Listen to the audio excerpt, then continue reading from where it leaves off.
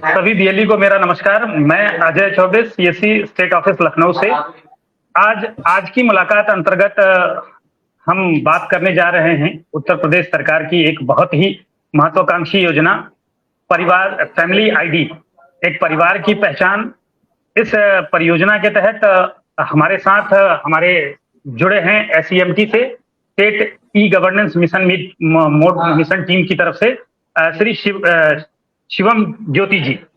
तो जो एक जी, तो शिवम जी क्या डिपार्टमेंट इस पूरे परियोजना को लीड कर रहा है यूपी में। शिवम जी इसमें हमारे साथ आज विशेषज्ञ के रूप में होंगे। आप सभी बीएलई से रिक्वेस्ट होगी कि जो क्वेश्चंस होंगे आप क्वेश्चन के चैट बॉक्स में डालेंगे, हम लोग उसको सेशन के बाद में एड्रेस करेंगे।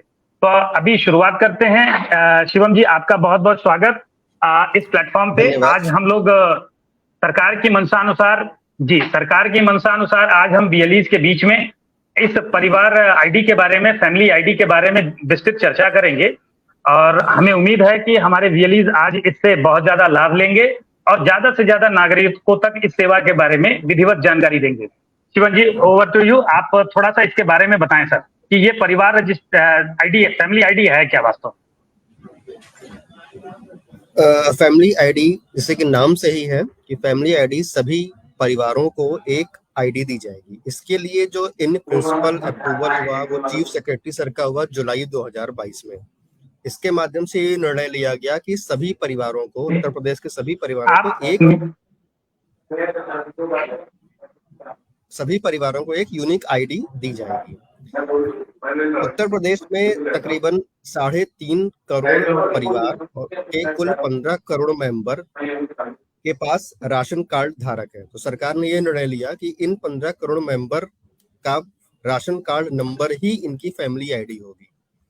शेष बचे, अगर हम उत्तर प्रदेश की जनसंख्या अप्रॉक्स 25 करोड़ माने इस समय, तो तकरीबन 10 करोड़ लोगों के पास फैमिली आईडी अभी वर्तमान में नहीं है। उनके लिए सरकार ने एक नया पोर्टल लॉन्च किया, दैट इज familyd.up.gov.in, जहां पर सिटीजन खुद से आकर के अपना रजिस्ट्रेशन कर सकते हैं और सेम जैसे कि आय जाति निवास प्रमाण पत्र में वेरिफिकेशन होता है, उनका ग्राउंड वेरिफिकेशन करके उनको परिवार आईडी दे दी जाएगी।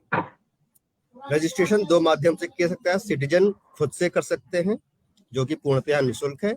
दूसरा माध्यम जैसे कि रूरल एरिया में सिटीजन को सपोर्ट करने के लिए हमारे सीएससी सेंटर्स पे बीएलईज है। सीएससी सेंटर के माध्यम से भी सिटीजन अप्लाई कर सकते हैं। उसके लिए जो शुल्क है वो बीएलईज के माध्यम से बीएलयू को और सरकार को प्राप्त होगा।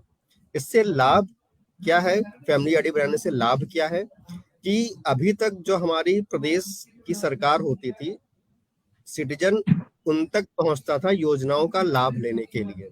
सिटीजन को कोई लाभ लेना है तो उसके लिए एप्लीकेशन अप्लाई करता था, फॉर्म भरता था, उसके पास उसका ग्राउंड वेरिफिकेशन होता था, देन उसको लाभ दिया जाता था। अभी सरकार की मंशा क्या है कि सरकार खुद से खुद पात्र लाभार्थियों तक सरकार पहुंचे।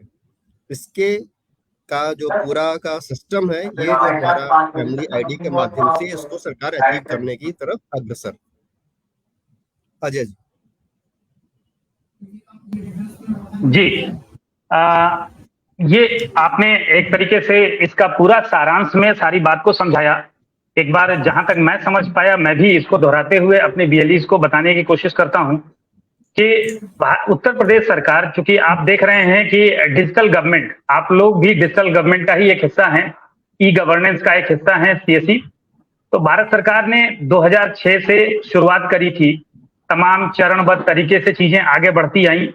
अब सरकार अभी तक डिजिटल फॉर्म में किसी काम को करती थी, करने के लिए एक बीएलईज को नागरिकों से, मतलब नागरिकों को तमाम तरीके के, जैसे कि आधार कार्ड, पैन कार्ड और अलग अलग चीजें, किसी भी लाभ को लेने के लिए लोगों को एविडेंस के रूप में लगाना होता था, ले जाना होता था, चाहे वो कास्ट सर्टिफिकेट हो, चाहे इनकम सर्टिफिकेट हो। लेकिन धीरे धीरे करके, जो आप लोग जैसा कि जानते हैं कि ई डिस्ट्रिक्ट के अंतर्गत एक स्टेट डेटा सेंटर है जहां पे आप सभी परिवारों के, नागरिकों का डेटा कलेक्ट होता चला जा रहा है। जब भी आप कभी भी सरकार के किसी भी डोमेन में कोई भी सूचना डालते हैं, सूचना रजिस्टर करते हैं, तो वो सूचना सरकार के पास रिजर्व हो जाती है, सुरक्षित हो जाती है। अब ये सारी सूचनाएं अभी भिन्न भिन्न जगहों पे अलग अलग विभागों में पड़ी हुई है। वो सारी सूचनाएं एक परिवार के, देखिए एक व्यक्ति को मिलाकर के परिवार बनता है, तो यहाँ सरकारी दस्तावेजों के मामले में भी एक परिवार एक तरीके से एक डेटाबेस बनाया जा रहा है कि उस परिवार में कौन कौन व्यक्ति हैं, उस परिवार में किन किन सुविधाओं का लाभ मिल चुका है और कितने ऐसे परिवार हैं जिनको किसी भी सुविधा का लाभ नहीं मिला। तो सरकार चूंकि अब ई गवर्नेंस के क्षेत्र में एक कदम आगे बढ़ते हुए, जैसा कि आप लोगों ने स्लोगन पढ़ा भी होगा, पहले भी आता था कि सरकार आपके द्वार, तो उसी स्लोगन को चरितार्थ करते हुए एक फैमिली आईडी बनाने की जो शुरुआत की गई है, इसमें आपके परिवार को की सारी सूचनाएं, क्योंकि देखिए ये मैं बात अभी आप लोगों को बीएलई की हैसियत से कर रहा हूं, लेकिन ये सारी जानकारी अब आपको एक नागरिकों तक लेके जाना है कि एक व्यक्ति को आखिर, अभी जैसे किसी भाई ने सवाल भी किया कि फैमिली कार्ड से लाभ क्या है, तो हम लोग बिल्कुल अभी इस पे मंथन करेंगे, डिस्कस करेंगे और आपको उत्तर भी बताएंगे कि लाभ क्या है, क्योंकि सामने वाला भी आपसे यही सवाल करेगा कि लाभ क्या है। लेकिन अभी यहाँ पे मैं इसी पॉइंट पे आ रहा हूँ कि परिवार जो फैमिली आईडी की जहां तक बात की गई है, इसकी परिकल्पना सिर्फ यही है कि हर परिवार को जो एक जस्टिस होता है ना, सामाजिक न्याय होता है, सरकार भी इसकी तरफ आगे बढ़ के आना चाहती है कि किसी परिवार में 5 लाभार्थी योजनाएं हैं, उनको लेबर के अंतर्गत साइकिल भी मिला है, उनको वृद्धा पेंशन भी मिल रहा है, ये सब कुछ मिल रहा है। वहीं बगल में दूसरा परिवार है जिसके पास पात्रता होने के बावजूद भी चीजें नहीं है, तो ऐसे में सरकार खुद से उनको डिफाइन करेगी, उनके डेटाबेस को रेडी करेगी और उस संबंधित विभाग को भेजेगी कि इसे ये पात्र जब है तो इसे ये सारी सुविधाएं मिलनी चाहिए। तो कुल मिलाकर के यही है। तो अभी प्रत्यक्ष रूप से अगर बात करें तो आप लोगों को अभी लोगों को जागरूक करना है और ज्यादा से ज्यादा फैमिली आईडी उसकी डेवलप करानी है। जैसा कि अभी शिवम जी ने बताया कि 2 माध्यम होते हैं। एक माध्यम है आपका राशन कार्ड, जैसे कि अभी राशन कार्ड है, जो राशन कार्ड है, राशन कार्ड का नंबर ही आपका फैमिली आईडी होता है। और राशन कार्ड जितने डिजिटल फॉर्म में हो चुके हैं पूरे उत्तर प्रदेश में, वो डिजिटल फॉर्म में यहाँ इस पोर्टल पे डालते ही वो उसे एक्सेप्ट कर लेगा। बहुत से राशन कार्ड के नाम पे फर्जी राशन कार्ड भी मार्केट में घूम रहे हैं, तो वो उसे रिजेक्ट कर देगा। ये भी ध्यान रखना है आप लोगों को। तो ऐसे में आप लोग इसको बहुत, अभी अगला सेशन हम लोग प्रेजेंटेशन के माध्यम से लेके चलेंगे, क्योंकि हमारा उद्देश्य यहाँ बताने का है कि ई डिस्ट्रिक्ट जन सेवा केंद्र के माध्यम से एक वीएलई फैमिली आईडी पर कैसे काम कर सकता है, उसके बारे में पूरी विधिवत अभी पीपीटी के माध्यम से और वीडियो क्लिप के माध्यम से आप लोगों को जानकारी दी जाएगी। आप लोग अपने सवाल को या तो अभी पोस्ट करते जाएंगे, जब जब आता जाए हम एक एक करके सिरे से सारे सवालों के जवाब लेते जाएंगे। तो शुरुआत करते हैं शिवम जी, हम अपने प्रेजेंटेशन के माध्यम से, या अभी कुछ आपको ऐड करना हो तो शुरू करें फिर बताएं। जैसे कि आपने कहा कि सरकार खुद लाभ पहुंचाएगी जनता तक, तो इसका मैं एक छोटा सा एक एग्जांपल देना चाहूंगा। हम लोगों ने फैमिली आईडी के डेटाबेस को बेसिक एजुकेशन के डेटाबेस के साथ चलाया और ये हम लोगों ने मैप किया। तो हम लोगों ने ये आइडेंटिफाई किया कि तकरीबन 20 लाख स्टूडेंट ऐसे हैं जिनके माता पिता तो राशन कार्ड में ऐड हैं, लेकिन जो बच्चा स्कूल में पढ़ रहा है वो राशन कार्ड में ऐड नहीं है। ये जब ये आइडेंटिफाई हुआ और फिर हम लोगों ने ग्राउंड पर चलाया, तो फिर जो स्कूल में बच्चे थे उनको भी राशन कार्ड में ऐड करने की प्रक्रिया को सरकार ने चलाया। तो ये एक एग्जाम्पल था जिससे कि उस लाभ का प्राप्त जो कि 2 ही सदस्यों को हो रहा था, अभी 3 या 4 सदस्यों के होने लगा। तो ये सारा जो डेटा का एनालाइज करना है, ये सारा कुछ फैमिली आईडी के थ्रू हो रहा है। जी जी जी, तो ठीक है। मैं अब अपने स्क्रीन की शेयरिंग के माध्यम से नेक्स्ट अब ई डिस्ट्रिक्ट के बीएलई कैसे इस पे काम कर सकते हैं उसके बारे में मैं अब अपना प्रेजेंटेशन शो करने जा रहा हूँ। जी बिल्कुल जी।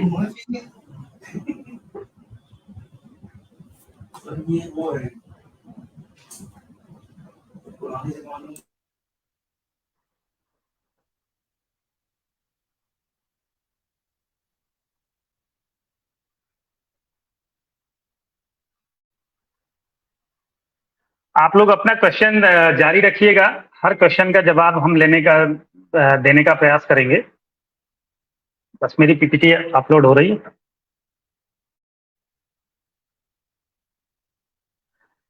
बहुत एक लंबी जर्नी हम लोगों ने तय किया है ई गवर्नेंस के क्षेत्र में। 2008 में बहुत सारे बीएलई हमारी जानकारी में हैं, आप लोग भी अभी जो दर्शक हैं उसमें होंगे। शुरुआत हम लोगों ने कुछ एक सर्विसेज से शुरू करी थी। आज डेटाबेस और डिजिटल इंडिया के बैनर तले हम लोग कहां से कहां तक पहुंच गए हैं। मंशा हमेशा आपकी सरकार के एक मैसेंजर के रूप में होना चाहिए। पैसा कमाना तो आदमी कमाता है, लेकिन एक नागरिकों को, अपने आसपास के नागरिकों को ज्यादा से ज्यादा लाभ सुविधा उपलब्ध कराया जा सके, यह आपका हमेशा से ध्येय होना चाहिए। इस पे जितना जिद करके आप आगे बढ़ेंगे, एक समय के बाद आपको खुद से ये महसूस होने लगेगा कि चीजें धीरे धीरे करके आप जिस उद्देश्य के लिए अपने सेंटर का यूज कर रहे हैं, आप जिस उद्देश्य के लिए आप अपने चूंकि सामाजिक रसूख के साथ साथ आपको अपनी अर्निंग चाहिए होती है, वो सारी चीजें आपको यहाँ से प्राप्त हो सकती है।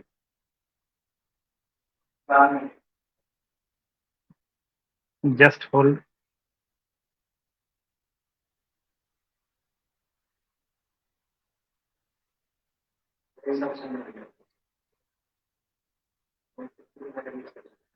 अब बात करते हैं, ये वेबसाइट है जिस वेबसाइट की अभी हम लोग चर्चा कर रहे हैं, फैमिली आईडी, एक परिवार एक पहचान। सभी परिवारों को मिलेगी फैमिली आईडी। लोक कल्याणकारी योजनाओं के माध्यम से आर्थिक एवं सामाजिक उन्नति। जैसे कि अभी एक भाई पूछ भी रहे थे कि क्या लाभ मिल सकता है इसमें, तो छात्रवृत्ति, स्किल डेवलपमेंट, किसानों को सब्सिडी अनुदान, श्रमिकों को अनुदान, युवाओं को रोजगार और पेंशन। ये जो समाज की लोक कल्याणकारी योजनाएं हैं, इन योजनाओं में आपके साथ जस्टिस हो सके, नागरिकों के साथ किसी प्रकार का अन्याय ना हो, इसलिए इस फैमिली आईडी को यहाँ पे प्रयोग में लाया जा रहा है। यहाँ इसके बारे में थोड़ी सी वही बात लिखी गई है कि नौकरी के अवसर प्राप्त करने के लक्ष्य को सक्षम करने के लिए परिवार आईडी को, योजना को लागू की गई है। फैमिली आईडी के तहत राज्य सरकार में प्रत्येक परिवार को एक विशिष्ट पहचान जारी की जाएगी। राज्य के परिवार इकाइयों का एक लाइव व्यापक डेटाबेस स्थापित करेगी, जिसका उपयोग राज्य में प्रत्येक घर के पात्र लाभ के सक्रिय वितरण को सुनिश्चित करना होगा। अर्थात वही मैंने कहा कि जो डिस्ट्रीब्यूशन सिस्टम है वो बेहतर किया जा सके। अगली स्लाइड मेरी ये है ई डिस्ट्रिक्ट पोर्टल की। जो हमारे बीएलई बंधु जो ई डिस्ट्रिक्ट का पोर्टल चलाते हैं, यहाँ पर आकर के अपना क्रेडेंशियल देने के बाद ई डिस्ट्रिक्ट का पोर्टल लॉगिन कर लेंगे। ई डिस्ट्रिक्ट पोर्टल लॉगिन करने के बाद वो सर्विस पेज पे आएंगे। यहाँ जो आप देख पा रहे हैं सर्विस पेज है। आप नीचे आएंगे, विभागीय एकीकरण सेवाएं एवं एसएसडीजी निस्तारित आवेदन। यहाँ पे विभागीय एकीकरण सेवा के बारे में लिखा हुआ है, जिसको कि इंटीग्रेटेड सर्विस के नाम से जाना जाता है। आप लोग इंटीग्रेटेड सर्विस पे जाकर के क्लिक करेंगे, तो क्लिक करने के बाद यहाँ कुछ इस तरीके से आपको इंटरफेस दिखाई देगा। उस पेज पे आ जाएंगे आप, कोटा सर्विस वाले पेज पे।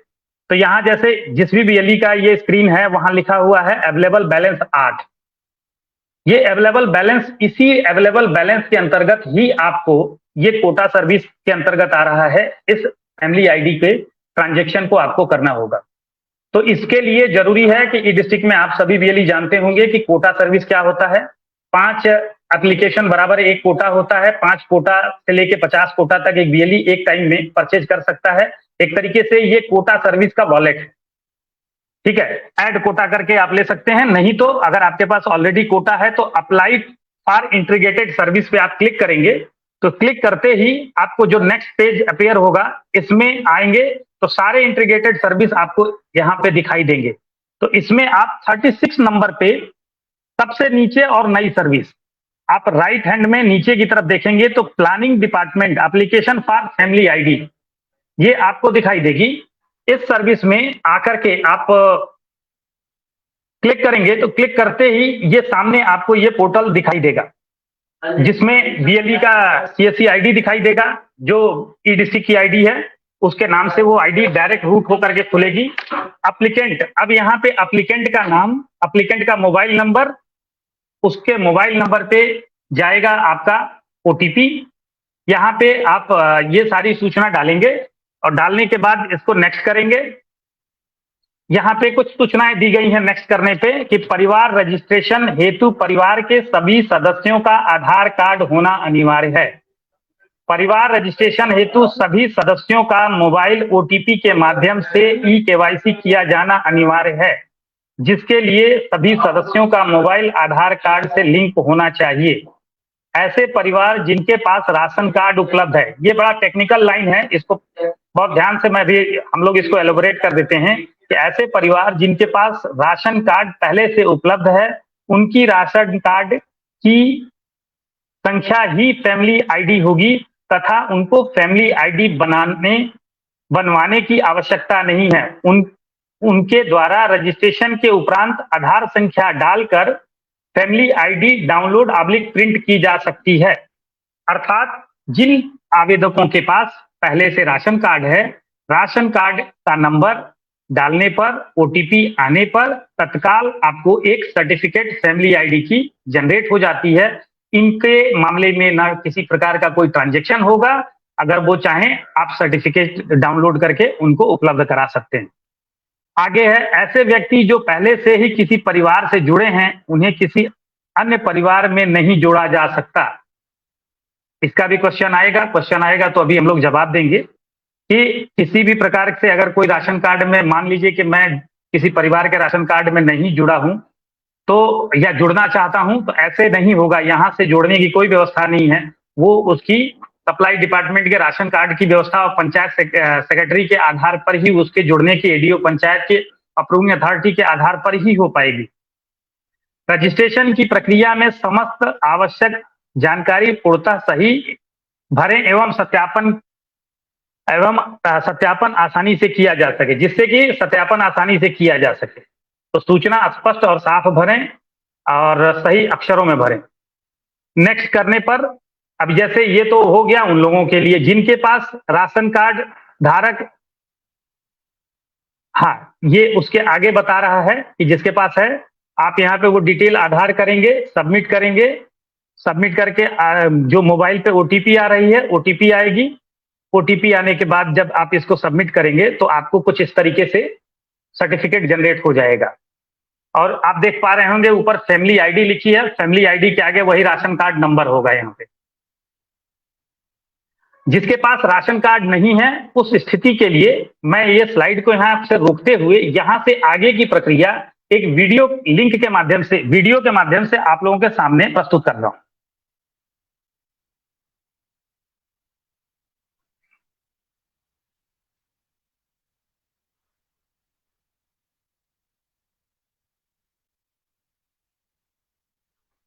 फैमिली आईडी पोर्टल पर आपका स्वागत है।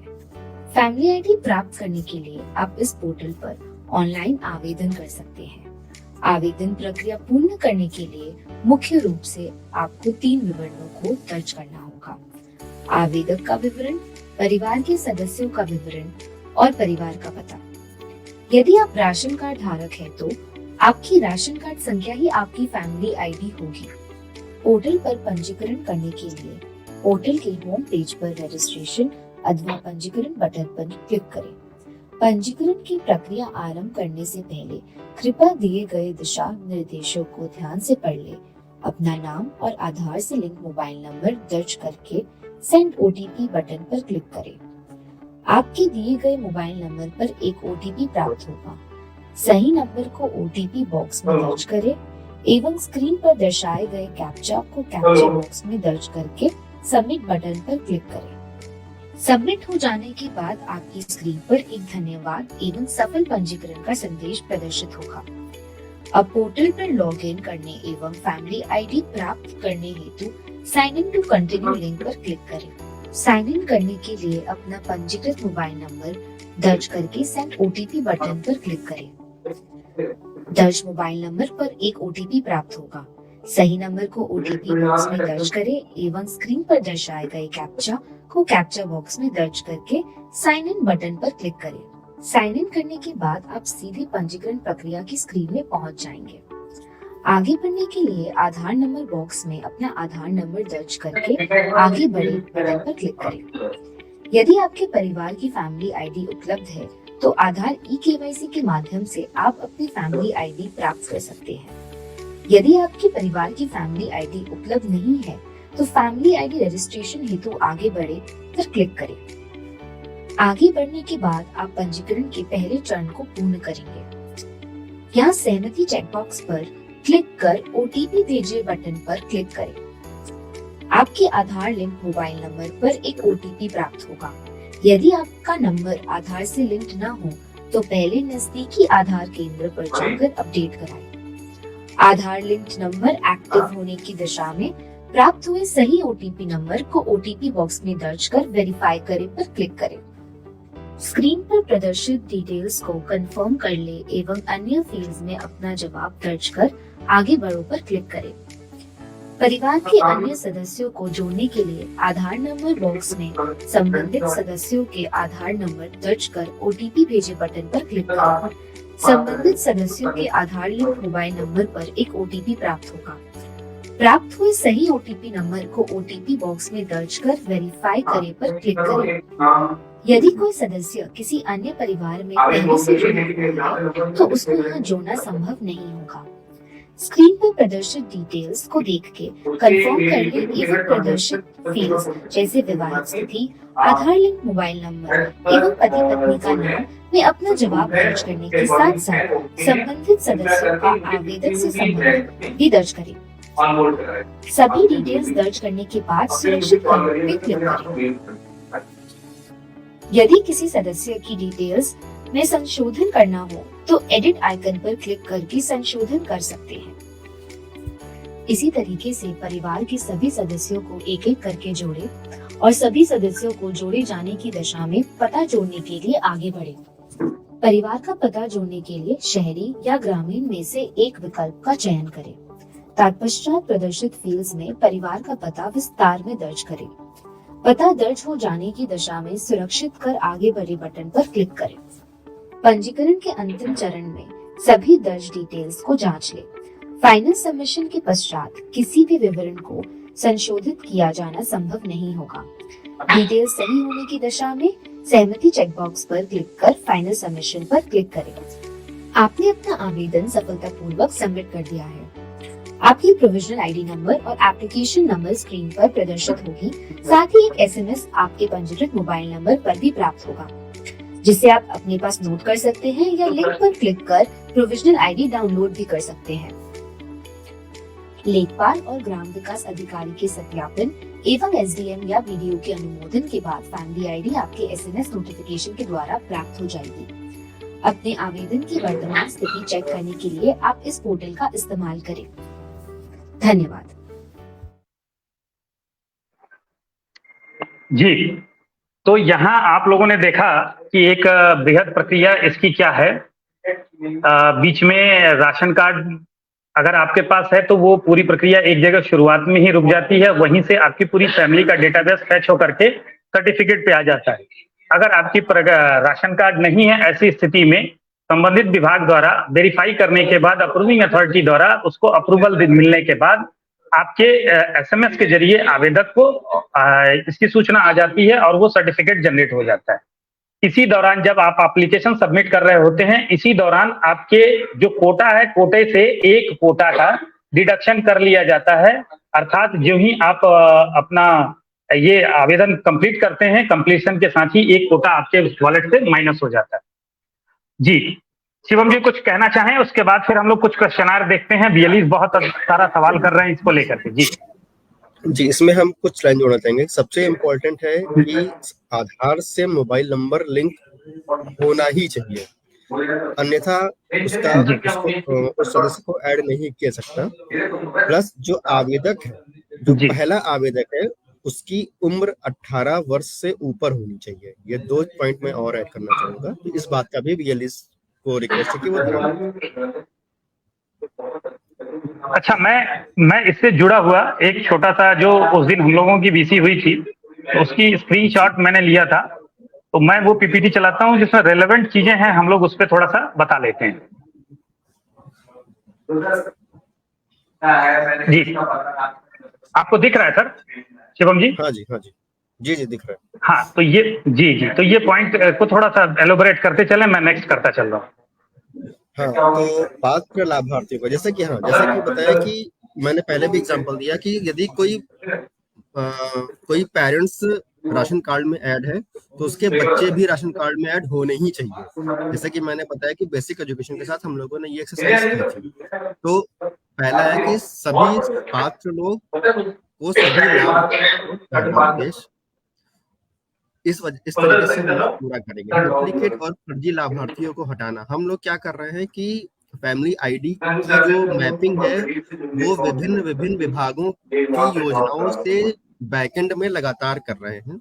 इसकी वजह से हम लोगों ने, अगर मैं एग्जांपल दूं तो ओल्ड एज पेंशन और विडो पेंशन, यदि कोई महिला है तो वो या तो ओल्ड एज पेंशन पाएगी और या तो विडो पेंशन नहीं पाएगी। तो जबकि हम लोगों ने चेक किया तो 6000 कुछ महिलाएं ऐसी मिली जो कि दोनों योजनाओं का लाभ ले रही थी। हम लोगों ने इसके लिए संबंधित विभागों को पत्र लिखा और उसके माध्यम से घोस्ट बेनिफिशियरीज को हटाए गए। छूटे हुए लाभार्थियों और जरूरतमंद परिवारों की पहचान, जैसे कि यदि कोई परिवार जो राशन कार्ड में ऐड है उसके उस परिवार में सिर्फ 2 बच्चियां हैं जिनकी उम्र 18 साल से कम है, तो कन्या सुमंगला योजना है। तो हम लोगों ने 15 करोड़ डेटा को एनालाइज किया और इसको आइडेंटिफाई किया कि ऐसे कितने परिवार हैं जहां पर 2 बच्चियां हैं और उनकी आयु 18 वर्ष से कम है। तो उन बच्चों को आइडेंटिफाई करके हमने वुमेन वेलफेयर डिपार्टमेंट को दिया है, जिससे कि सरकार विभाग खुद उन बच्चियों तक पहुंचेगा और उनको कन्या सुमंगला योजना का लाभ देगा। ये सारा जो बैकएंड प्रोसेस है, बैकएंड वर्क है, ये हम लोग ऑलरेडी कर चुके हैं। प्लस सरकार की सभी योजनाओं का संतृप्तिकरण, बिल्कुल सही बात है। जैसे कि हम सरकार चूंकि अब खुद ही बेनिफिशियरीज तक, खुद ही लाभार्थी तक पहुंच रही है, जिससे कि लाभ अधिक से अधिक जनता तक पहुंचेगा। जनता को नहीं आना पड़ेगा, सरकार खुद ही लाभ पहुंचाएगी जनता तक। लाभों के लक्षित विवरण के लिए सभी विभागों का जी हाँ, बिल्कुल सही बात। जब कोई भी लाभ, यदि सारे डेटाबेस आइसोलेशन में पड़े हुए, वुमेन वेलफेयर डिपार्टमेंट अपना मेंटेन कर रहा है, बेसिक एजुकेशन अपना मेंटेन कर रहा है, लेबर विभाग अपना मेंटेन कर रहा है, जब इन सभी विभागों को आपस में एकीकरण किया गया, इंटीग्रेशन किया गया, तो बहुत से लाभ है जो कि एक्स बेनिफिशियरी को मिल रहा है, तो बेनिफिशियरी इस दूसरे विभाग का भी लाभ लेने के लिए एलिजिबल है, लेकिन जानकारी की कमी होने की वजह से लाभार्थी उन तक पहुंचता ही नहीं है। तो चूंकि अब हमारा पूरा डेटाबेस सेंट्रलाइज हो गया, इंटीग्रेट हो गया है, तो सरकार विभिन्न डेटाबेसेस को स्टडी करके खुद ही उस लाभार्थी तक पहुंचेगी। कुल मिलाकर के इस स्क्रीन में जो आप देख पा रहे हैं, यही सरकार की मंशा है और सरकार इसी मंशा के तहत इस फैमिली आईडी पे काम कर रही है। बिल्कुल सही। कौन कौन परिवार ये हिस्सा ले सकते हैं, इसकी छोटी सी एक परिभाषा है, मैं ये इस लाइन को पढ़ देता हूं सर। परिवार को यथास्थिति निम्नवत परिभाषित किया गया है: स्वयं पुरुष या स्त्री, उनकी पत्नी अथवा उनका पति, न्यायिक रूप से पृथक या पति या पत्नी से भिन्न, ठीक है। स्वयं के माता पिता, स्वयं पर आश्रित वयस्क अवयस्क भाई बहन, वयस्क भाई बहन व उनके परिवार जो संयुक्त परिवार के रूप में रहते हों, अवयस्क संतानें, आश्रित वयस्क संतान संतानें, न्यायिक रूप से पृथक विवाहित पुत्री सहित विवाहित अथवा अविवाहित वयस्क पुत्र एवं उसकी पत्नी एवं अन्य संतानें जो संयुक्त रूप से परिवार में एक साथ रहते हों, दत्तक पुत्र पुत्री, अन्य कोई ऐसा वयस्क अवयस्क व्यक्ति जो परिवार के मुखिया के रूप में कमाऊ सदस्य पर आश्रित हो, मुखिया जो जिसको परिवार के सदस्य के रूप में जोड़ना चाहे। यहाँ पे खैर ये लंबी हम लोग का इस तरह से अगर हम पढ़ेंगे तो लंबा मुझे लगता है हो जाएगा। ये सारी सूचनाएं फैमिली आईडी के पोर्टल पे आप लोगों को मिलेगी, बाकायदे वहां सारी जानकारियां भी हैं।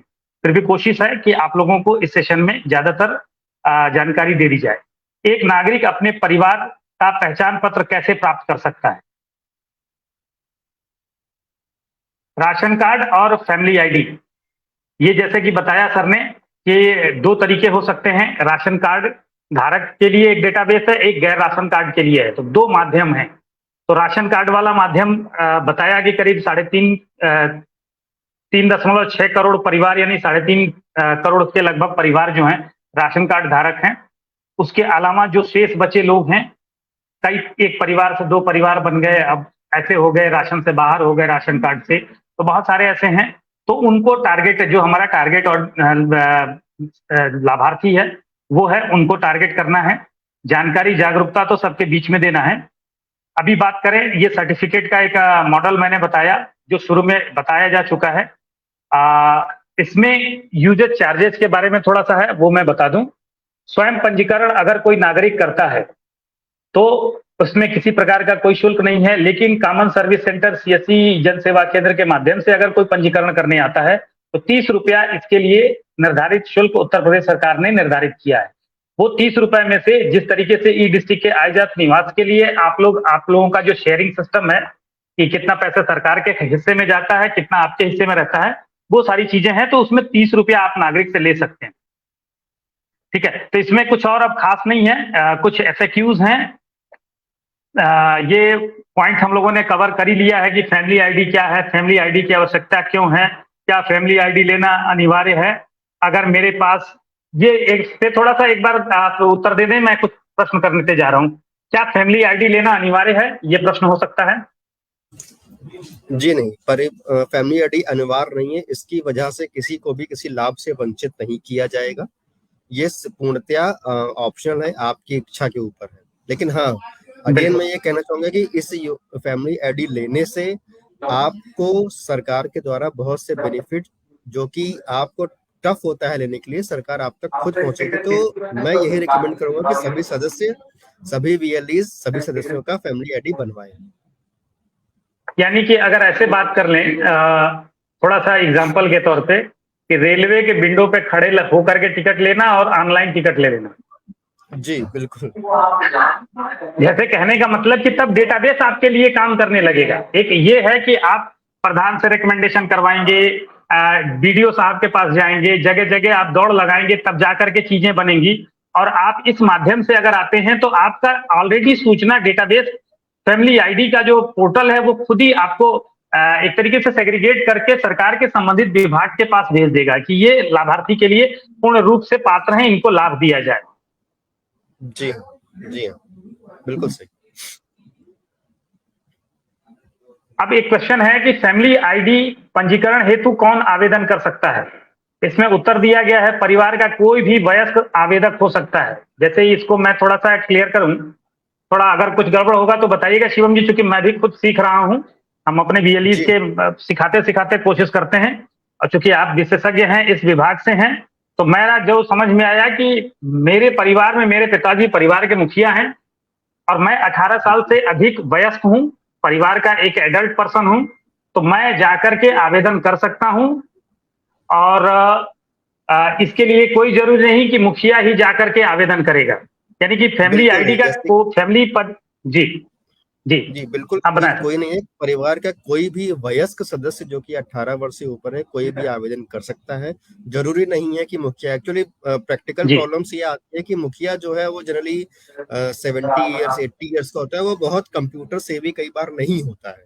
तो इस चीज को ना, ये समस्या ना हो, इसकी वजह से कोई भी वयस्क सदस्यों को इसमें आवेदन कर सकता है। हाँ, जब आप अपने पिताजी को जोड़ेंगे तो आप उनसे अपना संबंध चुनेंगे, वहां पर आपको सही संबंध चुनना है। जैसे अगर आपने आवेदन किया है मुखिया से संबंध हो गया, तो आपने आप पिता को एज एन सदस्य ऐड किया, तो आप उनके पिता, अपने संबंध में पिता चुनेंगे।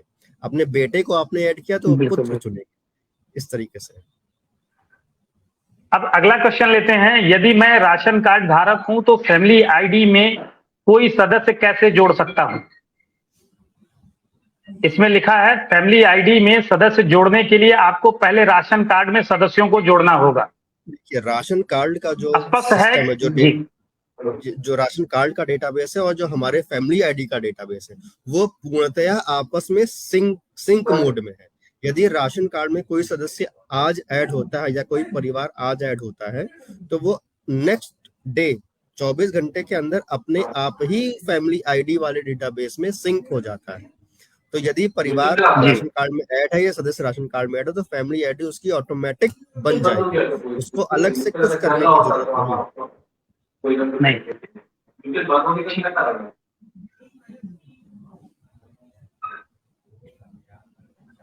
आगे एक क्वेश्चन लेते हैं कि फैमिली आईडी को पहचान के प्रमाण के रूप में इस्तेमाल किया जा सकता है? नहीं, अभी ये ऐसा नहीं है। उत्तर है नहीं, बिल्कुल। जी जी जी, आप बताएं सर, आप बताएं। नहीं सर, अभी फैमिली आईडी को परिवार के फैमिली आईडी पहचान पत्र के रूप में लीगल टेंडर नहीं है। तो ये सिर्फ योजनाएं का लाभ इजी से दिया जा सके सिटीजन को, इसके लिए ही इसका उपयोग है। अच्छा, अगला क्वेश्चन है, फैमिली आईडी प्राप्त करने के पश्चात मैं और मेरा परिवार राशन कार्ड और राशन पाने के पात्र होंगे?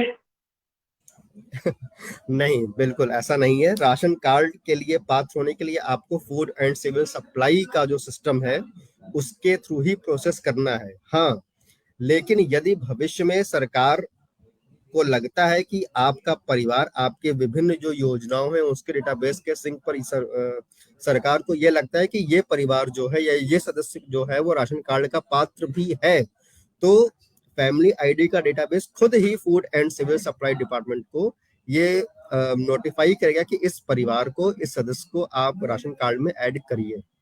लेकिन बाय डिफॉल्ट आपने फैमिली आईडी बनवा ली तो आप राशन कार्ड के पात्र हैं, ऐसा नहीं है। अगला क्वेश्चन लेते हैं जिसमें लिखा है कि फैमिली आईडी, ये सारे मिथ हैं, जो अवधारणा है गलत वाली, उसको थोड़ा सा यहाँ सुधार करने का प्रयास किया गया है कि फैमिली आईडी योजना के अंतर्गत पंजीकरण, अन्य योजनाओं और रोजगार प्राप्त होने की सुनिश्चितता है। यानी कि फैमिली आईडी मिल गई तो आपको अन्य योजनाओं का लाभ मिलने लगेगा और आपको रोजगार मिलेगा, तो ऐसा बिल्कुल नहीं है। यह सिर्फ लाभार्थियों को चिन्हांकित कर प्राथमिकता सुनिश्चित करने के लिए है कि आपको विभिन्न योजनाओं में प्राथमिकता दी जाए, गारंटी नहीं, प्राथमिकता। तो यहाँ अब इस स्क्रीन को अब बंद करने के साथ हम लेते हैं जो हमारे बीएलई भाई या जो भी दर्शक बंधु हमें इस समय रियल टाइम में उन्होंने क्वेश्चन किया है, कुछ क्वेश्चंस जो अभी हम लोगों ने एड्रेस नहीं किया है उसको लेते हैं और उस पर बात करते हैं।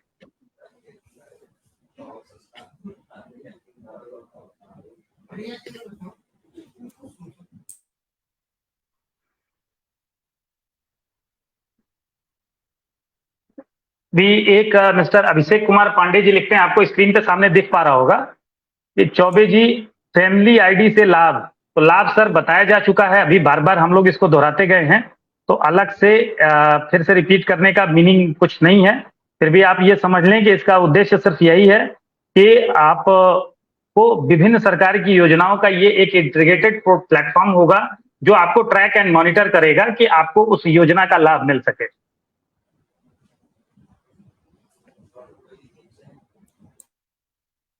एक बीएलई महोदय है मेराज अंसारी, सर इनका जवाब आप दे सकते हैं।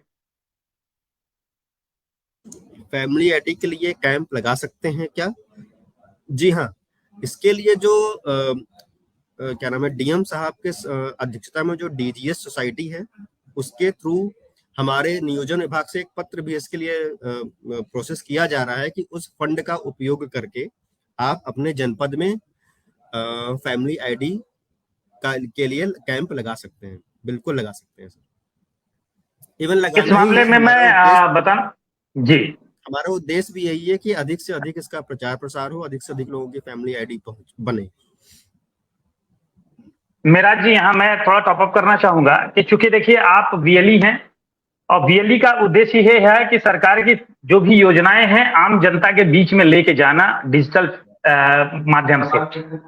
तो इस योजना के संबंध में अधिकृत बैनर आप लगाएं, संबंधित जो आपके जिस ग्राम पंचायत क्षेत्र में आप काम करते हैं, तो अभी कोई सेंटर लगाया होगा तो इससे क्या बेहतर होगा कि संबंधित प्रधान जी को मोबिलाइज करें, पंचायत भवन में अपना सेटअप लगा करके वहां बैठ करके गांव के बीच में जो भी चौपालें लगती हैं वहां जाएं, लोगों को मोबिलाइज करें, संभव हो अगर सुविधा हो वहां पे तो वहीं पे जाके कैंप लगा करके पूरे गांव का एक सिरे से इसमें जानकारी दें और जिनका संभव हो सके कार्ड बनाएं।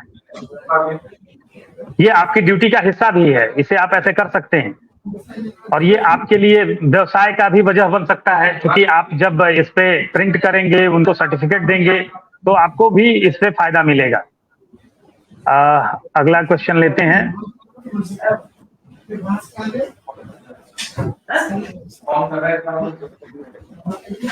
मोहम्मद रिजवान इदरीसी साहब, आप लगातार इसमें एक्सिस बैंक के सैकड़ों बार आपने कट कॉपी पेस्ट किया है, एक्सिस बैंक का ये बीसी नहीं है, इस संबंध में आप अलग से हमसे बात कर लें। करण रावत जी पूछते हैं सीएससी से कैसे बन रहा है तो सीएससी उन जनपदों में ये फैमिली आईडी बना रही है जिन जनपदों में सीएससी के माध्यम से ई डिस्ट्रिक्ट योजना का संचालन किया जा रहा है। मेराज जी, आपका जवाब दिया जा चुका है। अगला है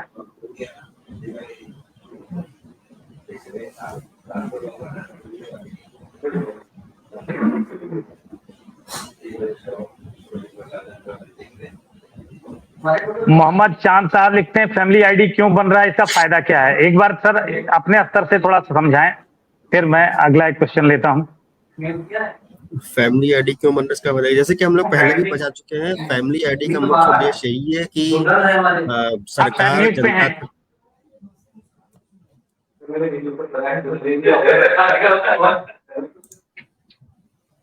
हेलो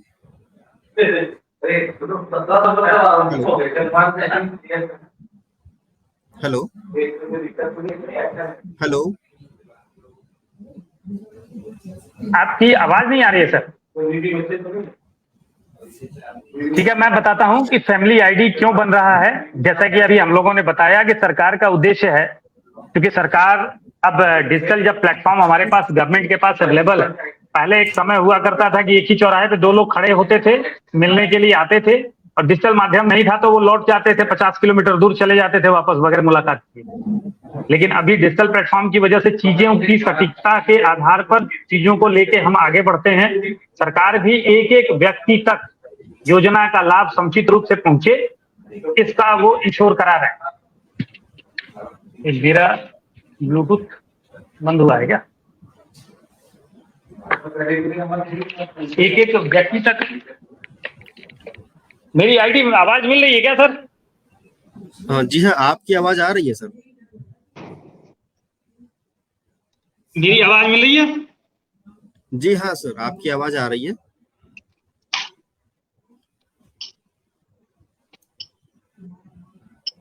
आपकी आवाज आ रही है सर। आपकी आवाज आ रही है। अच्छा अच्छा, ठीक है ठीक है ठीक है।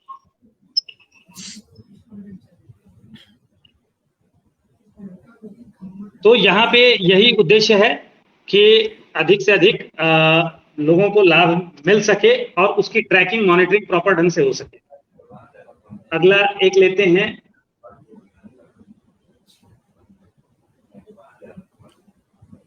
जैसे एक वीएलई भाई हैं धीरज मिश्रा साहब, इनके सवाल का जरा सा आप जवाब दें, तब तक हम अपना ऑडियो सिस्टम सही करें। जब हमारे यहाँ ई डिस्ट्रिक्ट सेवा नहीं है सीएससी में, तो इस योजना को कैसे चलाएं वीएलई प्रयागराज में? नहीं सर, जो ई डिस्ट्रिक्ट पोर्टल है, जो edistrict.up.gov.in है, उसमें उसके माध्यम से कोई भी वीएलई परिवार आईडी के लिए अप्लाई कर सकता है। अभी ये नया ही ऐड किया गया है, हार्डली पिछले 10 से 15 दिनों पहले। इसके माध्यम से वो इंटीग्रेटेड सेवाओं का उपयोग करके 36 नंबर पे जाकर के नियोजन विभाग के फैमिली आईडी के लिए अप्लाई कर सकता है। अभी ये सुविधा दे दी गई है।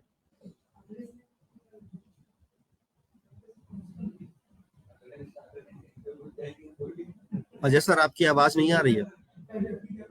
सॉरी, एक क्वेश्चन है गोविंद कुशवाहा जी का कि जिनका आधार कार्ड में मोबाइल नंबर लिंक नहीं है, तो उनका कैसे बायोमेट्रिक का ऑप्शन होता है? मतलब इसमें पूछ रहे हैं कि क्या बायोमेट्रिक का भी ऑप्शन है, उससे कर सकते हैं? अभी बायोमेट्रिक का ऑप्शन नहीं है। अभी यही रिकमेंडेशन है हमारी कि वो पहले आधार में अपना मोबाइल नंबर अपडेट करवाएं, उसके पश्चात फैमिली आईडी के लिए अप्लाई करें। लेकिन हाँ, हम इस पर काम कर रहे हैं। आने वाले दिनों में आपको बायोमेट्रिक और फेस के थ्रू भी हम अप्लाई करवाएंगे, बट अभी के लिए सिर्फ मोबाइल नंबर ही ऑप्शन है। आप पहले आधार में मोबाइल नंबर ऐड करवाएं, देन अप्लाई करें। अच्छा, सौरभ केसरवानी साहब का सवाल है, ये बड़ा ही इंटरेस्टिंग है और शुरू में हम लोगों ने डेटाबेस पे बताया भी है। तो इनको बिजनेस प्रॉस्पेक्ट के बारे में जानकारी चाहिए, आप जरा इसको एड्रेस करें। नहीं सर, 90% लोग का राशन कार्ड बना है, ये ऐसा बिल्कुल भी नहीं है। जो सरकार की तरफ से जो मैंडेट है, वो एक जनपद में कुछ विशेष जनपदों को छोड़ दिया जाए, जैसे बुंदेलखंड के कुछ जनपद हैं, प्लस जो क्या नाम है जहाँ पे बाढ़ वगैरह बहुत पे आती है, जैसे बलरामपुर वगैरह हो गया, उन जनपदों को छोड़ दिया जाए। तो सरकार का मैंडेट ही है कि 65% से अधिक राशन कार्ड एक जनपद में बनाया ही नहीं जा सकता। तो ऐसा नहीं है कि 90% लोगों का राशन कार्ड बना है, 65% लोगों का राशन कार्ड बना है, बाकी के शेष को फैमिली आईडी बनवानी चाहिए। अच्छा, अब मिराज अंसारी जी का एक और सवाल आया फिर से कि फैमिली आईडी कार्ड के लिए कैंप लगा सकते हैं, जिसका उत्तर दिया जा चुका है। कैंप लगाने के लिए किस किस से परमिशन लेनी पड़ेगी? किसी परमिशन की कोई जरूरत नहीं है। अभी चूंकि ये शुरुआत हुआ है, जिलाधिकारी महोदय के माध्यम से संबंधित सीडीओ और एडीओ पंचायत और ग्राम प्रधानों तक भी ये जिम्मेदारी जाएगी कि वो आपसे खुद संपर्क करेंगे कि हमारे लोगों को इसमें, चूंकि अभी जागरूकता के संबंध में ही पहली बार हम आपसे बात कर रहे हैं, तो जाहिर सी बात है कि ये शुरुआत होते होते अगले एक आध महीने में चीजें जाएंगी। लेकिन आप लोगों से गुजारिश होगी कि आप लोग इससे संबंधित सूचना और बैनर अपने सेंटर पे जरूर लगाएं और लोगों को जागरूक करें। हफ्ते 10 दिन के अंदर में प्रधानों तक भी इसके बारे में विधिवत सूचना, जानकारी और वर्कशॉप वगैरह होना शुरू हो जाएंगे। जी, आप भी थोड़ा सा इसमें कुछ ऐड कर दें सर। जी हाँ, बिल्कुल। आपने गांव में जो आपके आसपास है उसको अभी परमिशन की ऐसी कोई आवश्यकता नहीं है। आप बैनर लगाइए, फेस टू फेस अगर आप बता सकते हो तो बहुत ही अच्छी बात है। गांव के प्रधान के थ्रू ग्राम सचिवालय पे बैनर लगाएं। जो आपकी तरफ मेजर, जो जहाँ पे मेजर सिटीजन लोग आते हैं बाजारों में, वहां पर प्रचार प्रसार करें। ऐसा किसी की परमिशन लेने की आवश्यकता नहीं है।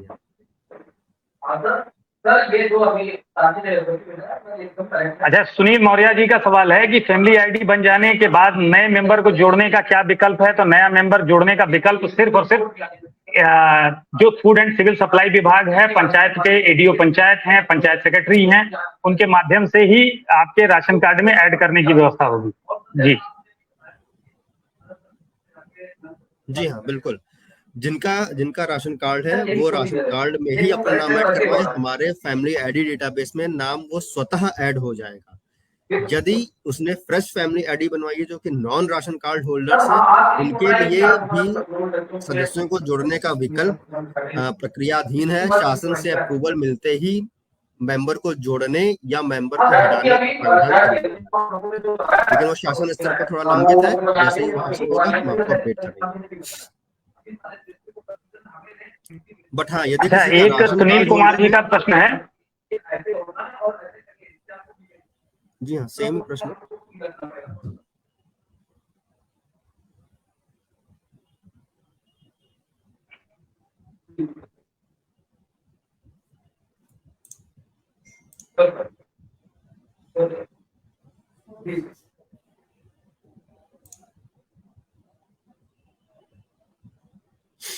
सुनील कुमार जी का एक प्रश्न है कि फैमिली आईडी बन जाने के बाद नए मेंबर को जोड़ने का क्या विकल्प? ये तो बात हमने कर लिया था।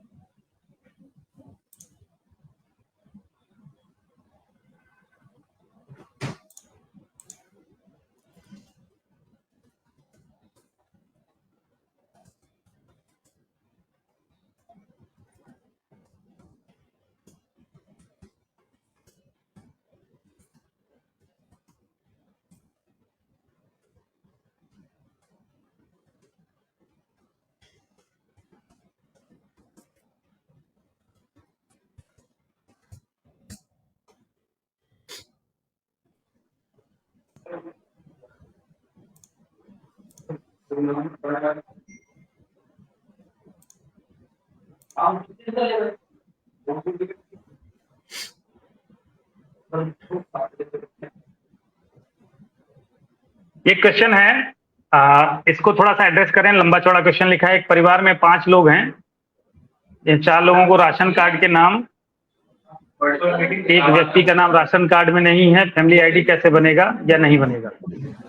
नहीं, जो एक व्यक्ति का राशन कार्ड में नाम नहीं है, सरकार की यही मंशा है, और जो परिवार है वो भी यही, उसका नाम ही राशन कार्ड में ऐड हो। उसके लिए अलग से फैमिली आईडी अप्लाई करने की जरूरत नहीं है। जो जिस एक सदस्य का नाम राशन कार्ड में नहीं है उसको राशन कार्ड में ऐड करवाइए, वो स्वतः ही फैमिली आईडी में अपने आप ही आ जाए। एक औरत जो शादी करके, मतलब हम यहाँ बोल सकते हैं जी, हाँ, मतलब हम यहाँ पर ये बोल सकते हैं शिवम जी, जी जी जी बताइए। मैं ये बोल सकते हैं, यानी हम यहाँ पे ये बोल सकते हैं कि एक फैमिली जो आईडी है वो इंटीग्रेटेड इंटरनली वो राशन कार्ड से है। राशन कार्ड में जो जी भी हाँ, चेंजेज होगा वो सामने वो डिस्प्ले हो हमारे पास जाएगा आएगा। ऑटोमेटिक। उसके लिए अलग से ओके, उसके लिए अलग से कुछ करने की जरूरत नहीं। बिल्कुल नहीं, बिल्कुल नहीं। राशन कार्ड और फैमिली आईडी डेटाबेस आपस में पूर्णतः सिंक है। 24 घंटे के अंतराल पूरी पर तरह से वो सिंक होता रहता है। जी। मुकेश रंजन मौर्य जी का एक सवाल है कि आने वाले समय में इसका क्या फायदा होगा।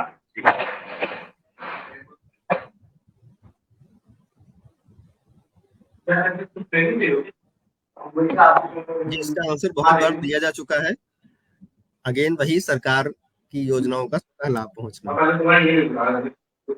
देखिए, सरकार का कुछ ठीक नहीं है। हो सकता है कि आने वाले समय में सरकार कोई ऐसा अगर दिशा निर्देश जारी कर दे कि किसी भी लाभ के लिए एक फैमिली आईडी नंबर आपको देना अनिवार्य है।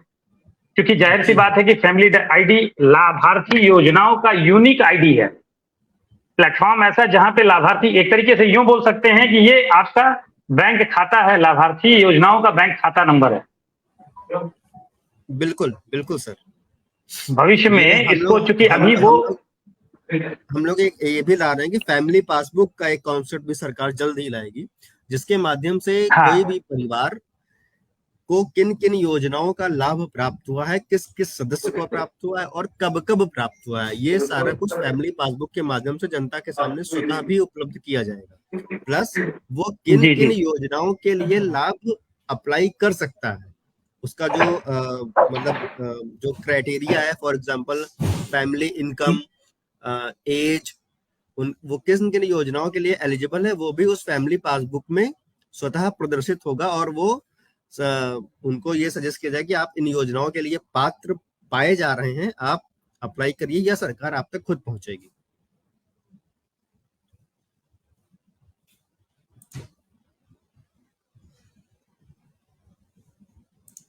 आखिरी क्वेश्चन लेंगे, बाद में हम बहुत सारे क्वेश्चन। प्रशांत जी पूछते हैं फिंगर का ऑप्शन दिया जाए। तो प्रशांत जी बहुत सारी चीजें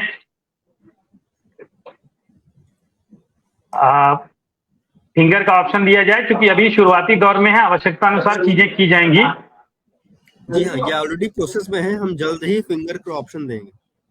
ये ऑलरेडी है हम लोगों के रोड मैप में, और सरकार भी लगी हुई है कि जल्दी से जल्दी फिंगर का ऑप्शन आएगा। अच्छा, दीपक द्विवेदी जी का एक सवाल है कि ई डिस्ट्रिक्ट से फैमिली आईडी का बनाने का चार्ज क्यों। देखिए दीपक जी, आपको अगर ई डिस्ट्रिक्ट की आईडी आपने ली है तो यहाँ पे आपको रोजगार का एक राइट भी दिया गया है, अधिकार भी दिया गया है कि आपका परिवार का पालन पोषण करने में या आपकी रोजगार को बढ़ावा देने में ये ई डिस्ट्रिक्ट आईडी है। तो जाहिर सी बात है, ई डिस्ट्रिक्ट आईडी पूरी तरह से कॉमर्शियल गवर्नमेंट का प्लेटफॉर्म है जो आप लोगों को रोजगार दिए जाने के लिए निर्धारित की गई है, बनाई गई है।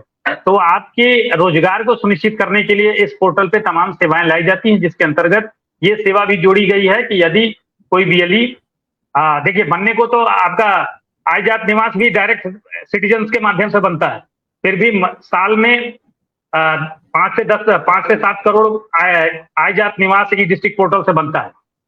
तो जाहिर सी बात है कि इसकी औचित्य है, तभी ऐसा हो रहा है। तो शिवम जी, अब चूंकि एक नए सत्र में मुझे 5 बजे से जुड़ना है, एक प्रोग्राम। जी जी,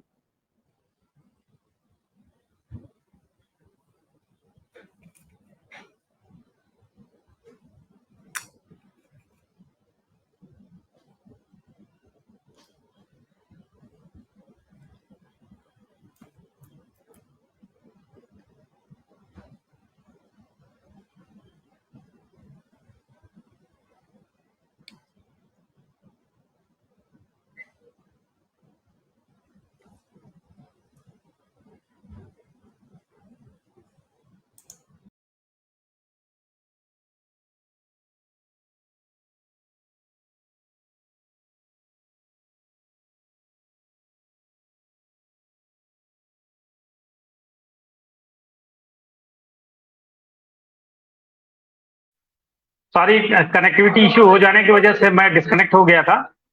तो क्योंकि अब हमारा उद्देश्य मोटा मोटी आज का पूरा हो चुका है। जो बताना था हमें कि आज का कार्यक्रम हम यहीं पे बाइंड करते हैं।